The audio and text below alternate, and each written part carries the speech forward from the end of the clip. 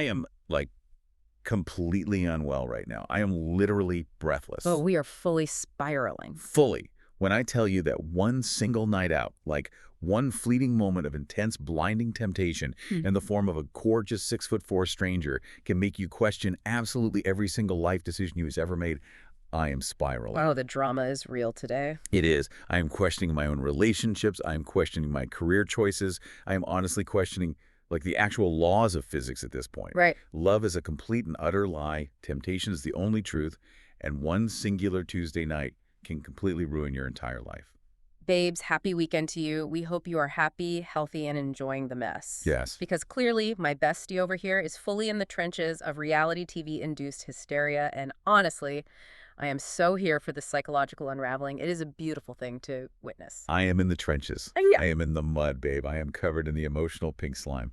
But before we even get into the heavy psychological warfare of it all, I have an incredibly important announcement for the Snark Squad. Oh, here we go. Yes, you listening right now. The vanilla martinis are officially on deck. They are present. And honestly, we have severe, deeply held thoughts about this beverage. We really do. We have to break down the anatomy of what we are currently consuming because it is, quite frankly, an absolute sociological crisis in a glass. It is gorgeous. Let's look at this thing. It is premium vodka. It is a shockingly heavy hand of vanilla syrup and like maybe a splash of some sort of cream liquor. Delicious. No, it tastes like a very confused, emotionally unstable dessert. Stop it. I mean it. It tastes like a cupcake that went on a weekend bender, got a terrible tattoo, and is now attempting to masquerade as sophisticated alcohol. You are so wrong. I will argue to my dying breath that vanilla simply does not belong in a martini glass. It is an imposter. It goes against the very structural integrity of what a martini is designed to be, which is, sharp, punishing, and clear. I vehemently, passionately disagree with every single word you just said. Of course you do. I took one sip of this glorious concoction, and I instantly felt like I was draped in heavy velvet in some exclusive underground speakeasy from the 20s. A speakeasy that serves milkshakes, maybe. It is elite, it is sweet, it is strong, and it brilliantly masks the aggressive burn of the vodka. I loved it immediately. It's sugar water. And I just want to publicly call out the absolute hypocrisy happening across the table for me right now. Uh-oh. Because somebody, I won't name names obviously, but they're sitting very close to me, pretended to absolutely despise this drink when the bartender set it down. I was conducting a taste test. You were like, oh, it's far too sweet, oh, it's an insult to mixology, and then proceeded to literally house the entire glass in 4 minutes flat. It was research. I watched you tip the glass completely vertical to get the last drop of vanilla sugar out of the bottom. Okay, first of all, let's look at the science of what just happened. That was a pure, unadulterated stress response. Oh, sure. Science. Yes, science. I'm consuming it, ironically. The glucose hits your bloodstream, it bypasses the blood-brain barrier, it lights up the reward centers in your frontal lobe, and suddenly your cortisol drops and you are ready to fight. You loved it. I drank it out of a biological necessity to survive your emotional spiraling. Yeah. But fine, I will concede the sugar rush is highly effective. So, what is the verdict? Are we keeping this overly sweet chaos as a permanent fixture on our Snarkside cocktail roster? Absolutely we are. It is chaotic, it is messy, it is entirely deceptive, which makes it exactly our brand. Fine. The vanilla martini stays. But speaking of chaotic, deceptive, and messy, we have to tell you about our evening. Oh my God, yes. Because we just got back from our recreational basketball lead, which, by the way, is a whole other level of adult athletic trauma that we will save for another day. The knees are popping, babes. They are. But the real story, the thing we actually need to dissect, is what happened immediately after. Okay, so a quick reminder for the Snark Squad. Yeah. Yes, we are both real-life, fully licensed dentists at different clinics. We drill teeth for a living. We stare into the glowing maws of humanity all day long. So after an exhausting day at the clinic, and after pretending to be agile athletes on a basketball court, we decided we needed to aggressively treat ourselves. Heavily. We went to this ridiculously upscale, impossibly chic restaurant downtown, and bestie? The men. Literally. The men in this establishment were a different species, elite, top tier. We walked through those heavy oak doors, and it was like stumbling into a closed-set casting call for, like, a luxury Swiss watch commercial. I couldn't blink. I was legitimately terrified that if I blinked, I would miss a perfectly chiseled jawline. It was an overwhelming concentration of wealth and jawlines. There was this impossibly attractive bartender shaking cocktails with the kind of aggressive forearm definition that should require a permit. Oh, he knew what he was doing. Then, tucked away in the corner booth, there was a guy casually reading a thick hardcover book while sipping a bold red wine. Who does that? Exactly. Who reads a physical hardcover book at a dimly lit bar anymore? He looked like a brooding 19th century poet who happened to inherit a massive tech trust fund. It's an aesthetic choice. And do not even get me started on the man in the perfectly tailored Navy suit holding court near the fireplace. It genuinely forced us into a deep philosophical debate right there at the table. It really did. We had to ask each other, like, do people with immense generational wealth naturally emit a physical luminescent glow? Or is it just the result of a religious daily application of a $400 moisturizer? I'm telling you, they were glowing. Because we are talking about the sociology of wealth markers here. They looked like their bodies had never produced a single drop of the stress hormone cortisol. Never. They looked like they had never experienced the sheer panic of a bad credit score or, a delayed flight or a check engine light in their entire lives. Glowing from within. And honestly, I think it's a potent combination of the expensive moisturizer, regular chemical peels, and just an absolute lack of financial anxiety. Unfair, honestly. But here is the real kicker, the part that is going to make you scream. We actually got hit on at this restaurant. We did. We were approached in the wild. By viable, non-terrifying, financially stable human men who possess the social skills to walk across a room and initiate a conversation. A rare breed. And what did we do? We politely declined. We deflected. We didn't take any numbers. We didn't write our numbers on a napkin. Nope. And why? Because we are rigidly, foolishly, stubbornly committed to our current online dating trash fire experiment. Which is going horribly, by the way. So horribly. Why are we doing this to ourselves? Huh. Online dating in the current landscape is an actual unmitigated sociological disaster. It really feels like an unpaid, emotionally abusive part-time job that you are forced to clock into every night while lying horizontally on your couch in your sweatpants. Literally a second job. The opening messages I am receiving are actively dismantling my faith in the concept of human romance. Oh, tell them about the message from yesterday. I got a message yesterday from a grown adult man that just said soup with a question mark. Soup. What does that mean? I am physically recoiling. Are you asking if I like soup? Are you currently eating soup? Is it an acronym I am unaware of? Soup. I can't. But honestly, the text is not worse than the visual data we are forced to process. Bestie, you have to explain the psychological compulsion that forces adult men to hold up a freshly caught, slimy, dying fish in their primary dating profile picture. Oh, the fish guys. What is the evolutionary logic there? Do they genuinely believe that women are swiping on their phones at 10 p.m. and saying, oh my God, yes, a 50-pound largemouth bass, what an incredible provider. Take me to your swamp immediately. Right. I don't want to see a dead fish. I don't want to smell the swamp through my screen. It's fascinating because it is a complete miscalculation of evolutionary signaling. Go off, Professor. Well, think about it. In a primitive hunter-gatherer context, showing off a large kill would signal, I am a capable provider, I can secure resources, your offspring will not starve. Sure. But they are applying a Paleolithic mating strategy to a digital interface in 2026. It completely ignores the modern context, which is that a dead fish is gross, it smells bad, and it signals that you spend your weekends isolated on a boat rather than developing basic emotional intelligence. Or interpersonal skills. Yeah. Exactly. Yeah. But even the fish guys are better than the fluent and sarcasm guys. Oh, do not even get me started. I knew that would trigger you. I will go on a furious academic tangent every time I read that specific bio. Fluent sarcasm, love The Office, looking for the Pam to my gym. So exhausted by it. It is a personality void. It is the absolute absence of originality. Let's unpack the fluent in sarcasm defense mechanism, shall we? Please. Sarcasm, by its very linguistic definition, is a form of hostile humor. If sarcasm is your entire personality, you are not witty, sir. You are just mean. Say it louder. You are terrified of earnestness. You lack the communication skills to be vulnerable, so you hide behind a wall of constant, exhausting irony. It's so bleak. It is an emotional wasteland out there.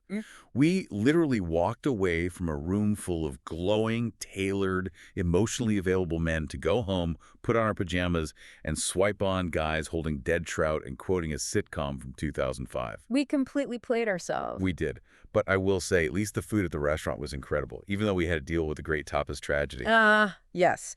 Let's set the scene for this specific economic betrayal. Because it was a betrayal. We ordered these stunning dragon fruit martinis, which, by the way, were visually spectacular. Bright magenta, floating garnishes, absolute perfection. 10 out of 10. And we shared a table full of tapas. The atmosphere was impeccable. The lighting was that moody, div amber glow that acts like a real-life Instagram filter and makes everyone look like a European supermodel. Yes, the music was this perfect lo-fi lounge beat that just hummed right at the frequency of relaxation. And the people watching, as we discussed, was top tier. But the economics of the food, I need to go on a furious rant right now. I'm ready. Why on earth do tapas somehow cost a fortune while still leaving you completely hungry? We ordered the albondigas. They brought out a beautiful, heavy slate plate. And resting delicately in the center of this massive plate were 3 Miniature meatballs. 3 for $32. Miniature is being incredibly generous. They were the size of marbles. Really? They were resting on a single artistic sweeping smear of pureed parsnip. It is a classic example of a Veblen good. What? In economics, a Veblen good is something where the demand increases as the price increases, specifically because its high price makes it a status symbol. Oh, interesting. The restaurant isn't selling you meatballs. They're selling you the idea that you are wealthy enough to pay $32 for 3 bites of meat. That is so true. I looked at the waiter and I looked at you and I thought, are fancy restaurants really worth it, or are they just a massive collective psychological scam? A scam. You eat a $60 plate of elegantly arranged air, you nod and pretend your biological need for calories is satiated, and then you go home and secretly eat an entire sleeve of saltines over your kitchen sink like a feral raccoon. I was starving. I left a $200 dinner feeling like my blood sugar was crashing and I needed to aggressively swerve into a fast food drive-thru. It's all a matrix. It's a scam. The glowing men are running a scam. The tapas are a scam. The dating apps are a scam. The illusion of luxury and the illusion of connection. But honestly, speaking of the illusion of connection, emotional manipulation, and attractive people behaving horribly in manufactured environments. Yes. Babes, we've got a lot to unpack, so let's get into this episode. Oh my God, the segue is flawless. I have been physically shaking with anticipation to talk about this. We are breaking down Love Island Season 8, Episode 4. And the mess is spectacular. And let me establish the absolute emotional carnage of the context for the Snark Squad, because the vibe in that villa has completely irreversibly shifted. It's dark. We are on day 4. The honeymoon phase, it is dead. It is buried 6 feet under the neon fire pit. It has been officially cremated and its ashes scattered into the infinity pool. Literally. Day 4 in any isolation environment is critical. The adrenaline of the initial arrival has worn off, the facade of perfect politeness starts to crack, and the primitive survival instincts kick in. Absolutely. Let's look at the morning after the mess. Specifically, the total spectacular collapse of Melanie and Sincere. So we open the morning with Sincere talking to the boys in the kitchen, right? Oh, this man. And he is fully, desperately trying to control the narrative. He claims he wasn't exploring with Kada. He claims he's totally innocent and just wants a teammate. The absolute unmitigated hypocrisy of this man. I was literally throwing velvet throw pillows at my television screen. We need to analyze this behavior closely because Sincere's logic is fundamentally flawed and veers heavily into textbook gaslighting. Heavy gaslighting. Let's review the tape.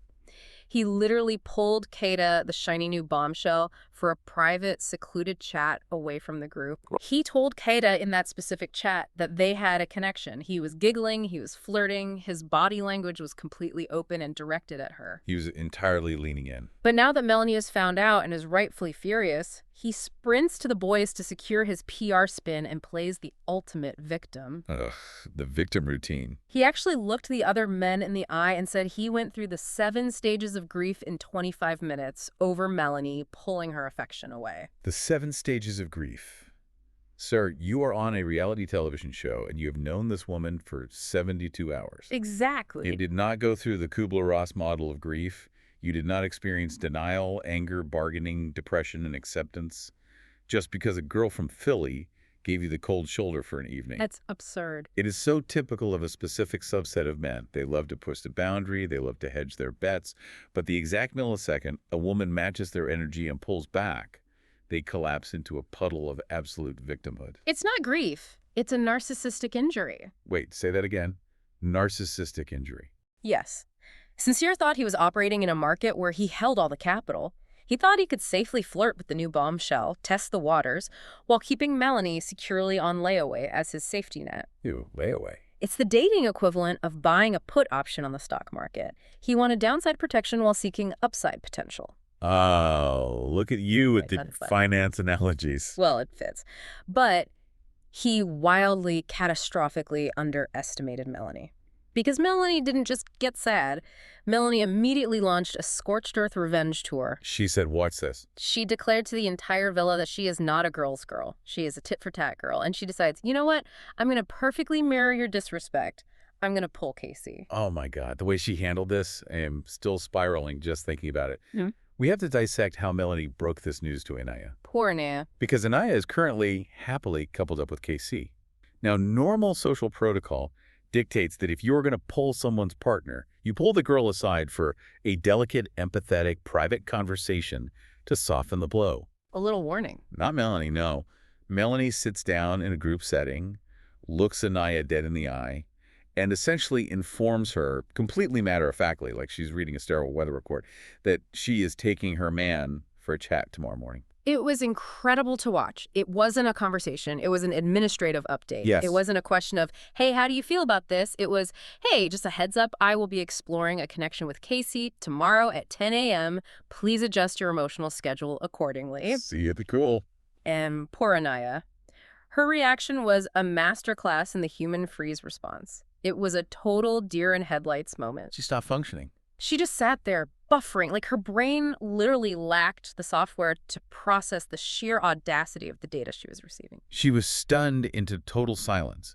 And I have to ask you, from an analytical standpoint, is Melanie's eye for an eye retaliatory dating strategy actually empowering?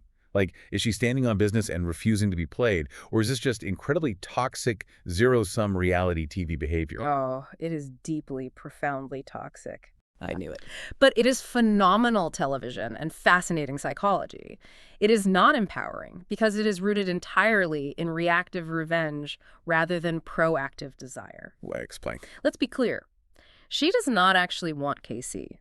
She has shown zero romantic interest in Casey prior to this moment. She just wants Sincere to look out the kitchen window and watch her laughing with another high-status male. Ah, so it's a performance. Completely.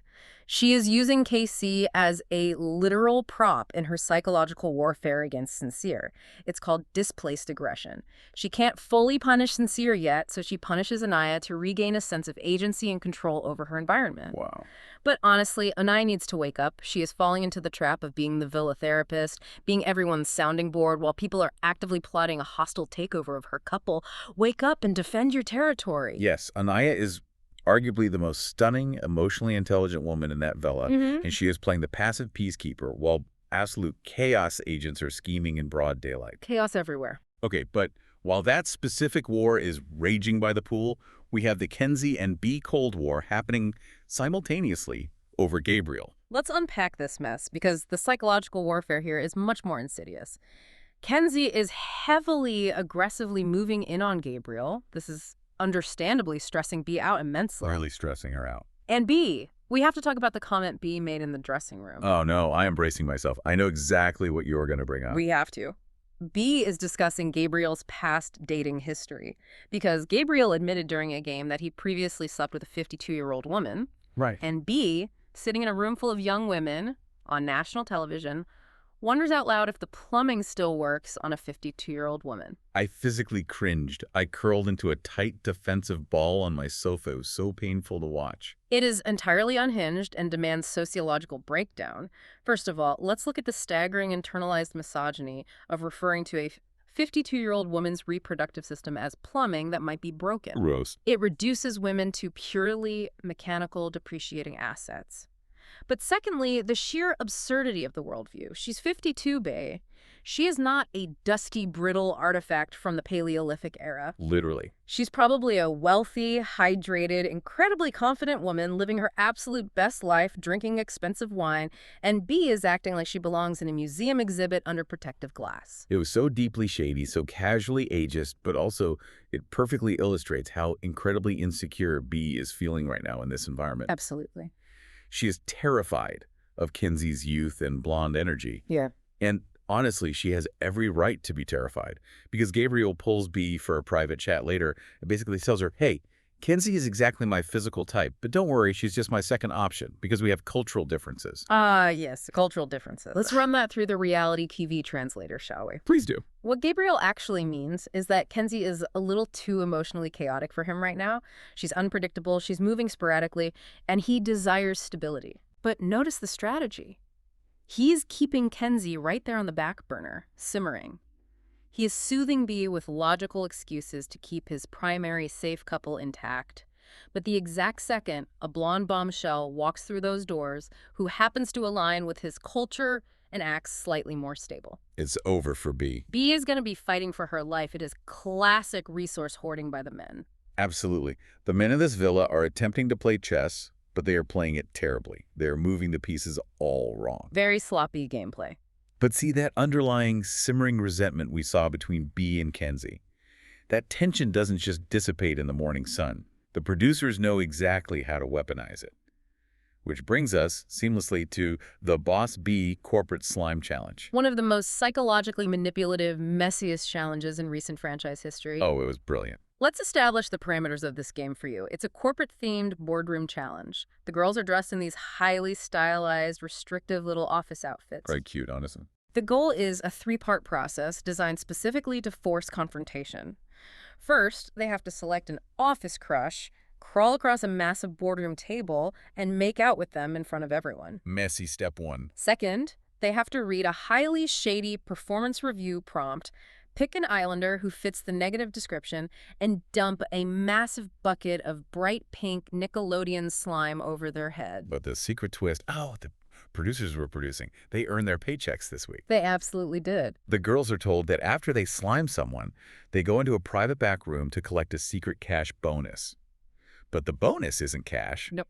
The bonus is actually making out with a brand new 6'4" bombshell named Corbin, who has been hiding in the back room the entire time. It is diabolical. It's like the Mildum obedience experiments, but with pink slime and kissing. Wait, literally? The men are sitting out there in the boardroom, completely oblivious, watching their partners dump slime on their rivals, while the women are secretly slipping behind a door and getting absolute whiplash from a giant tattooed man from Miami. The betrayal. It isolates the men's knowledge from the women's actions. But let's do a forensic play-by-play of the slime drama, because the level of petty aggression unleashed here was staggering. Let's start with B. B steps up, reads the prompt. Who isn't afraid to step on toes? And she immediately, without a single microsecond of hesitation, uses this prompt to publicly check Kenzie for talking to Gabriel.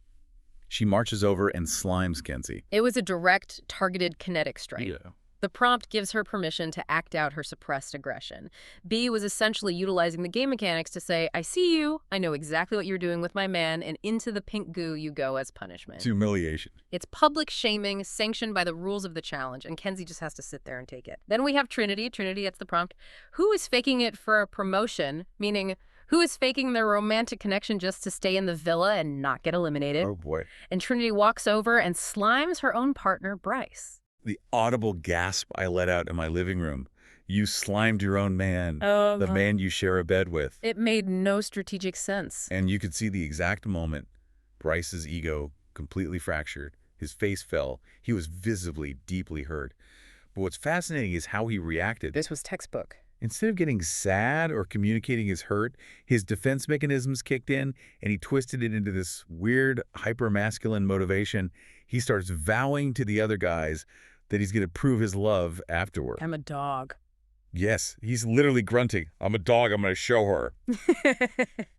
Boy, you were sitting in a kiddie pool covered in pink slime, Please regulate your nervous system. It is the definition of toxic motivation. His ego sustains an injury, so he converts the pain into aggressive performative dominance. It's fascinating. But let's move to the main event. The main event. The heavyweight championship of pettiness. Melanie slimes Kada. Melanie's prompt is, who needs to be fired? And she looks dead at Kada. The exact girl her man Sincere was secretly flirting with, dumps the entire bucket of slime over her head and adds this incredibly fake, high-pitched, venomous, I love you though, as she walks away. Fake love! Kada literally yelled back, wiping slime out of her eyes. Fake love! I was screaming. She called it right out. Melanie didn't even attempt to hide her motive. She wasn't playing a game. She was using the challenge as a blunt force weapon. But Kada... Oh, we have to talk about Kada. The queen of the counterattack. Because Kada is not the type of woman to just roll over and accept a public humiliation. Kada gets her epic, calculated get-back. Kada steps up to the plate, and she executes a masterclass in psychological warfare. First, for the office crush portion of her turn, she crawls across the table and passionately, aggressively kisses Sincere. Melanie's man, right in front of Melanie. Then, Kada pulls the ultimate reverse Uno card. Her negative prompt is, who needs a promotion from their current couple? Oh, this was so good. And instead of sliming Melanie, which would have been the obvious symmetrical retaliation, she walks over and slimes Sincere. Yes. She literally dumps the pink goo on the man she just kissed, essentially broadcasting to the entire villa, you need a promotion away from Melanie. The layered, intricate pettiness of that move. It belongs framed in the Louvre. It really does. Kada looked Melanie dead in the eyes and communicated through action. I am taking your man for a kiss to prove I can, and then I am publicly stating he needs to upgrade from you. It was a surgical, devastating strike. And the worst part. The absolute worst, most toxic part of this entire sequence. Sincere secretly loved every second of it. In his private confessional later, he smirked and admitted he didn't want the kiss with Kada to stop. He is playing with thermite. He is a walking, breathing red flag wrapped comfortably in a pink slime bath. He thrives on being the center of a female competition because it inflates his perceived market value. And amidst all this calculated warfare, we have to call out Kenzie's turn because Kenzie's crush portion comes up. And instead of picking Zach, the guy she is currently coupled with but actively feuding with, she completely ignores the rules of the game. She fully short-circuited. She just walks past him, refuses to make eye contact, and actually physically pushes him into the pool. She didn't even read a prompt. She just shoved him into the water. Crazy. Which prompted Sean, watching from the side, to correctly diagnose Kenzie as emotionally immature. It was so uncomfortable to watch.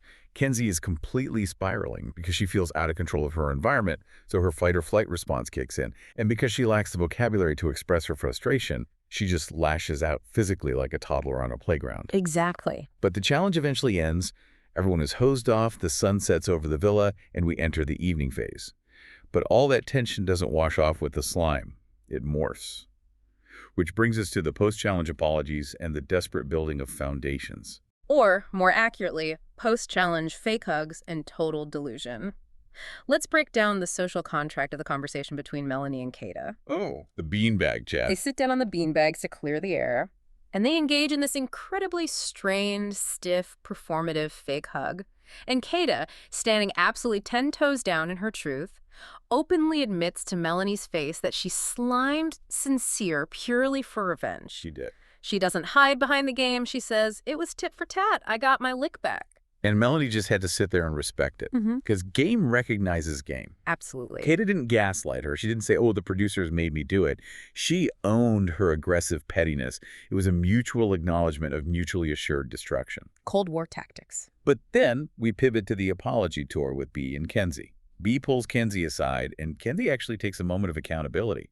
She admits she was too trapped in her own head to consider how Bea might feel about her flirting with Gabriel. Which is objectively great. Kenzie took accountability, which is rare in this environment. But I have a massive, fundamental pushback on the dynamics of this conversation. Okay, lay it on me. Why on earth is Bea suddenly acting like the self-appointed human resources director of the villa? Wait, literally? Bea magnanimously accepts the apology, and then she benevolently tells Kenzie that because Kenzie is currently single, she gets first dibs on the new bombshell Corbin. I'm sorry, what? No. What is this economic distribution of men who put Bea in charge of bombshell rations? It was so condescending. Here is your government-mandated ration of one tall man from Miami. Please use him wisely, peasant. It is so incredibly transparent. Let's strip away the facade. B does not care about fairness. B does not care about Kenzie finding love. B is terrified that Kenzie is going to successfully seduce Gabriel. Nailed it. So she is desperately, frantically trying to steer Kenzie's attention toward the shiny new object. She's acting like she's being a generous, supportive feminist, but she is purely selfishly protecting her own romantic assets. It is self-preservation masquerading as sisterhood. It's resource hoarding. It's so shady. You were so right. It is entirely self-preservation. And while that strategic manipulation is happening, Bryce and Trinity are having a very serious hushed chat on the terrace. Oh, this chat. Bryce tells Trinity his ego was genuinely bruised by being slimed and called fake, but he pivots and says he wants to move past it and build a foundation with her. I have to ask you, do you buy this romance for a single second? Because I emphatically do not. No, not at all. I look at them and I Right. see the sunk cost fallacy in real time. I think they are two people who realize they are fundamentally incompatible on a molecular level, but they also realize there's a massive Sunday elimination looming over their heads. They are terrified of going home. They are clinging to each other like two pieces of driftwood in a hurricane. There is no foundation being built. It is a fragile sandcastle built entirely on the fear of being dumped. I completely agree. The chemistry is non-existent. It's a business transaction for survival. But unfortunately for them, survival in that villa is about to get exponentially harder. Because, my bestie, it is time for the arrival of Corbin and the absolute humiliating demise of the original boys. The fire pit entrance. The defining moment of the episode. Iconic. Trinity yells the iconic, "I got a text!" Everyone obediently gathers around the fire pit, waiting in suspense. And out from the neon tunnel walks Corbin. Oh my God. Let's paint a vivid picture for you so you understand the disruption we are dealing with. He is 22 years old. He is from Miami. He is a towering 6'4". He's a fitness model. A literal mountain of a man. He has a blindingly perfect smile, a chest full of tattoos, and he is radiating this completely cocky, unbothered, effortless alpha energy. He walked into that space like he held the mortgage to the entire villa and was there to collect rent. He immediately, without hesitation, pulls the most dominant alpha move I have ever witnessed on reality television. He casually strolls up to the massive group, ignores the men entirely, looks directly at the women, and with a slight smirk says, "Ladies, nice to see y'all again." Again, let's analyze the absolute psychological devastation of that single word. He gasped. The collective suffocating gasp from the men. Because remember, the boys had zero idea that the girls were secretly making out with a bombshell in the back room during the slime challenge. None. With one word, Corbin completely exposes the secret. He drops a tactical nuclear grenade right into the center of the fire pit. It is brilliant reality TV warfare. And then, the absolute madman doesn't even stop there. It keeps going. He exercises primitive dominance hierarchy. He looks at the men who are already reeling from the betrayal and literally dismisses them. He tells them, "All right, guys, you can walk away now so I can chat with the ladies." He banished them. He sent them to their rooms.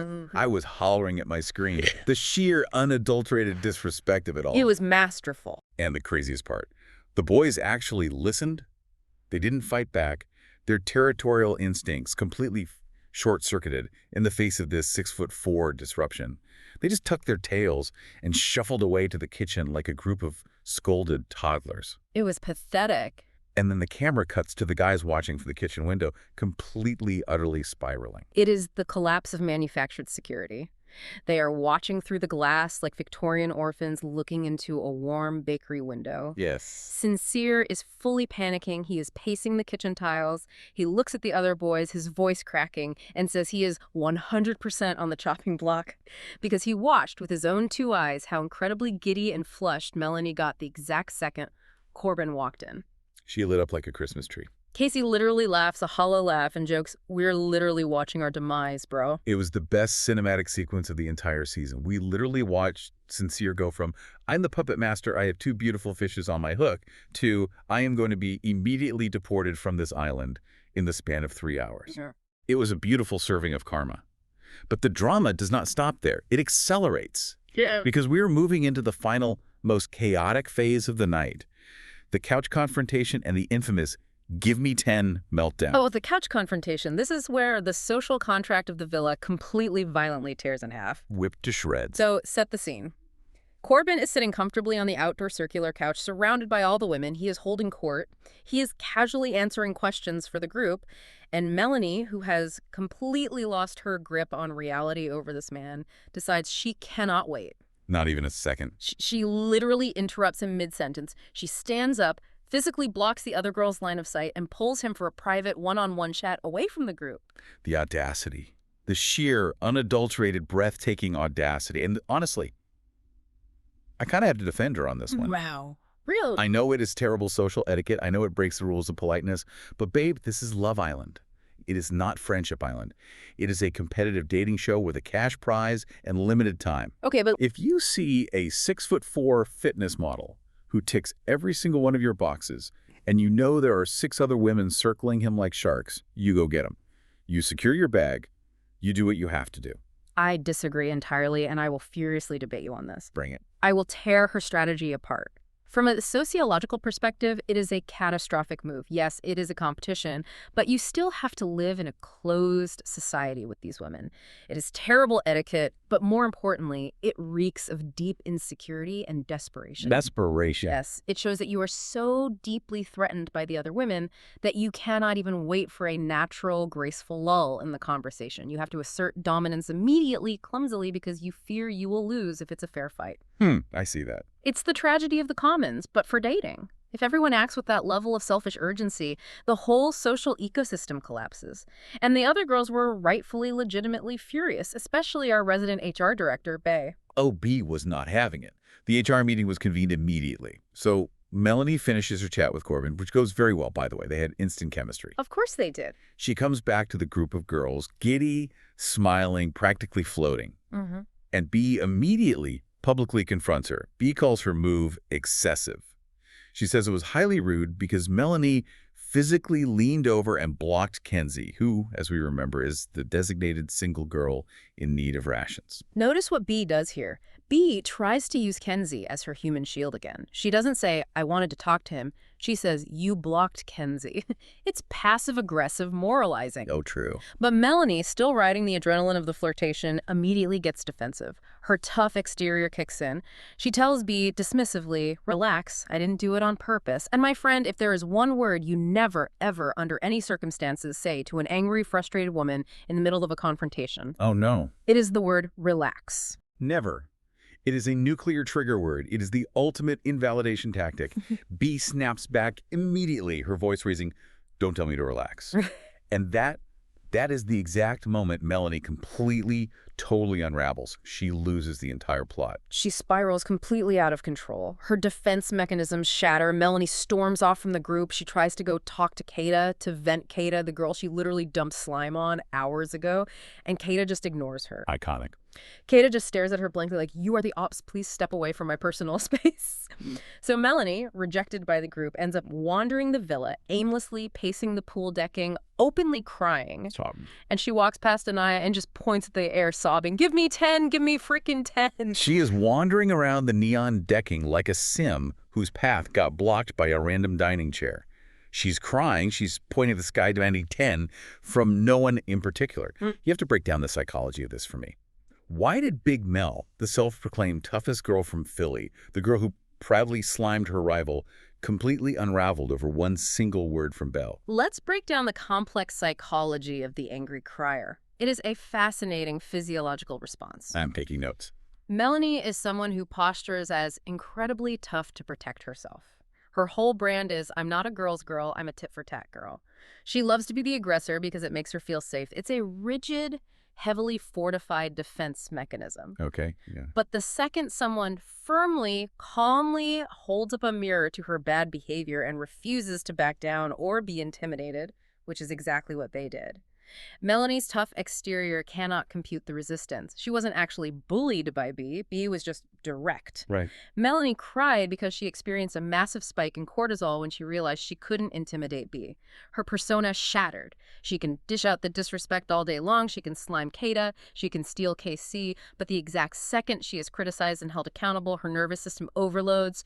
She regresses to a childlike state, and she short circuits. Whoa. Give me 10 is literally a child asking for a timeout because they lack the emotional regulation to continue the conversation. Wow. Yes. She absolutely short-circuited. She wanted to yell, she wanted to be tough, but the overwhelming rush of tears came first, and it ruined her entire bad girl aesthetic, which only made her more frustrated. It's a vicious cycle. And that, babes, is exactly where the episode ends, with Melanie having a full emotional breakdown by the LED pool stairs while the men cower in the kitchen. Which brings us beautifully, perfectly into our segments. Let's get into segment 1, Villa MVP. The premise for the segment is simple.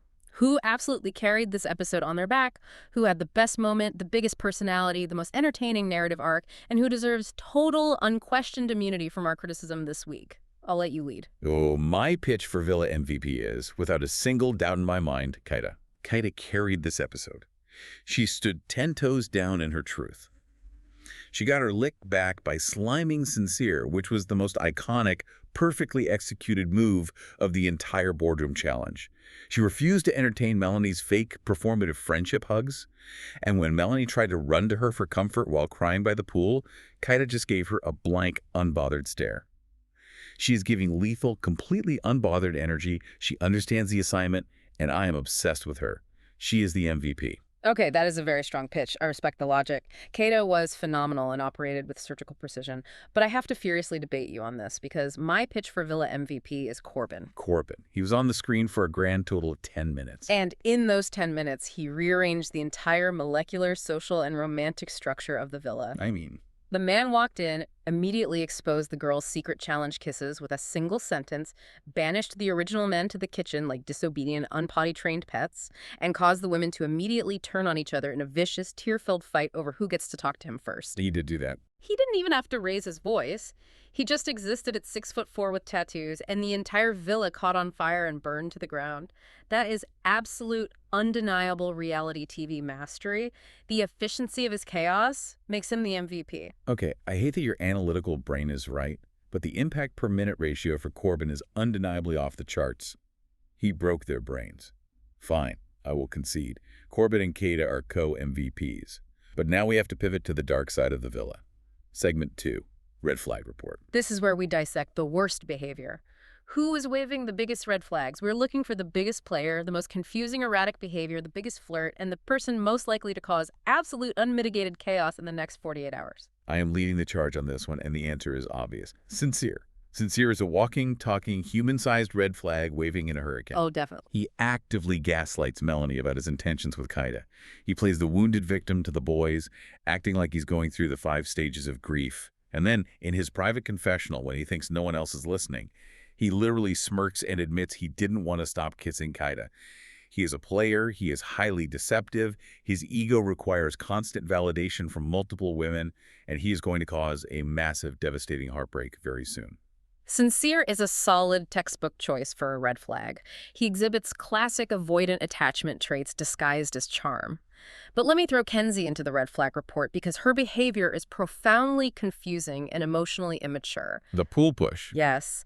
Zach is calmly trying to talk to her to get basic closure on their coupling, and she is giving him the absolute punishing silent treatment, freezing him out entirely.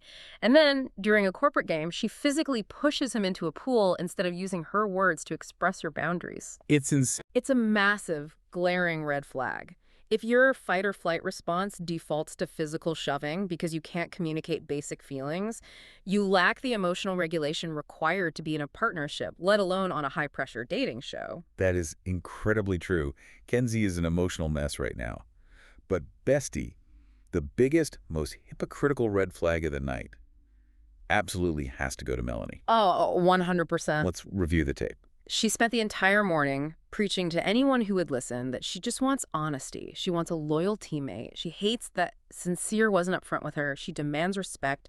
And then the literal exact second a tall man from Miami walks into the fire pit, she throws every single one of those fiercely held values out the nearest window. Out the window. She interrupts a group conversation, blocks the other women, and moves incredibly shady just to secure her spot first.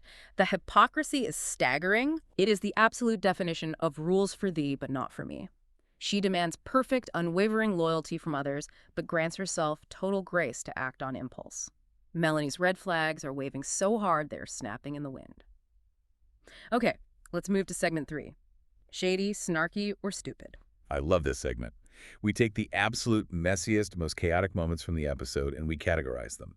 Let's start with stupid. What was the stupidest, least strategic moment of the night? It has to be Trinity. Trinity publicly calling her own partner, Bryce, fake during the slime challenge in front of everyone, dumping pink goo on his head, and then immediately backpedaling later that night on the terrace when he gets his feelings hurt. So weak. She sits there and whines, "Oh, I didn't mean it like that. I just had to pick someone." Stupid. Own your choices. If you think the man is faking his feelings for a promotion, say it with your chest and stand by it. Backpedaling and coddling his ego just makes you look weak, confused, and terrified of conflict. So stupid. She folded immediately. Okay, snarky. The snarkiest moment is easily, without question, Kada. Kada sliming sincere and then proudly, loudly admitting to Melanie's face on the beanbags that she only did it to piss Melanie off. Got my lip back. I'm getting my lick back.